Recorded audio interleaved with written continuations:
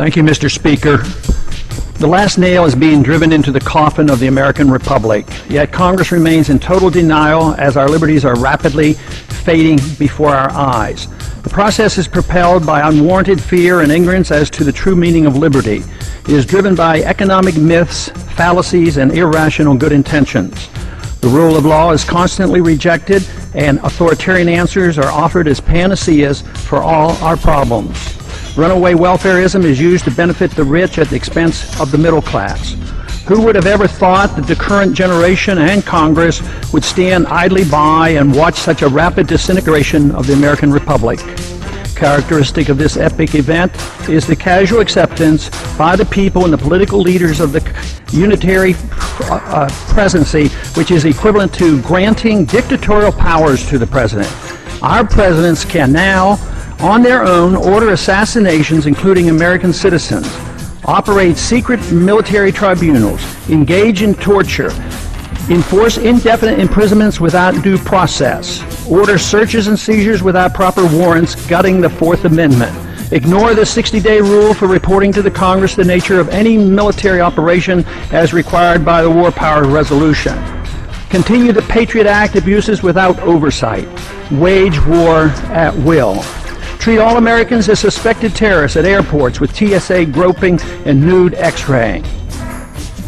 And the Federal Reserve accommodates by counterfeiting the funds needed and not paid for by taxation and borrowing, permitting runaway spending, endless debt, and special interest bailouts. And all of this is not enough. The abuses and usurpations of the war power are soon to be codified in the National Defense Authorization Act, now rapidly moving its way through Congress. Instead of repealing the 2001 authorization for the use of military force, as we should, now that bin Laden is dead and gone, Congress is planning to massively increase the war power of the president. Though an opportunity presents itself to end the wars in Iraq, Afghanistan, and Pakistan, Congress, with bipartisan support, obsesses on how to expand the unconstitutional war power of the president he already holds. The current proposal would allow a president to pursue war anytime, any place, for any reason, without congressional approval. Many believe this would even permit military activity against American suspects here at home. The proposed authority does not reference the 9/11 attacks. It would be expanded to include the Taliban and associated forces, a dangerously vague and expansive definition of our potential enemies.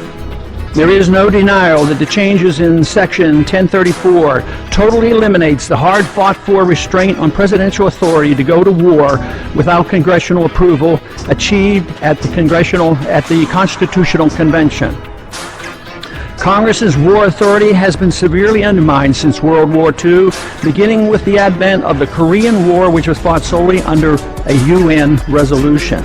Even today, we're waging war in Libya without even consulting with the Congress, similar to how we went to war in Bosnia in the 1990s under President Clinton. The three major reasons for our constitutional conventions were to guarantee free trade and travel among the states, make gold and silver legal tender, and abolish paper money, and strictly limit the executive branch's authority to pursue war without congressional approval. But today, Federal Reserve notes are legal tender, gold and silver are illegal. The Interstate Commerce Clause is used to regulate all commerce at the expense of the free trade among the states.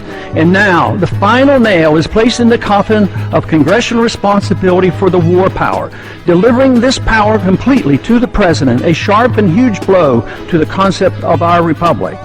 In my view, it appears that the fate of the American Republic is now sealed, unless these recent trends are quickly reversed. The saddest part of this tragedy is that all these horrible changes are being done in the name of patriotism and protecting freedom. They are justified by good intentions while believing the sacrifice of liberty is required for our safety. Nothing could be further from the truth. More sadly is the conviction that our enemies are driven to attack us for our freedoms and prosperity, and not because of our deeply flawed foreign policy that has generated justifiable grievances and has inspired the radical violence against us. Without this understanding, our endless unnamed, and undeclared wars will continue, and our wonderful experiment with liberty will end. And I yield back the balance of my time.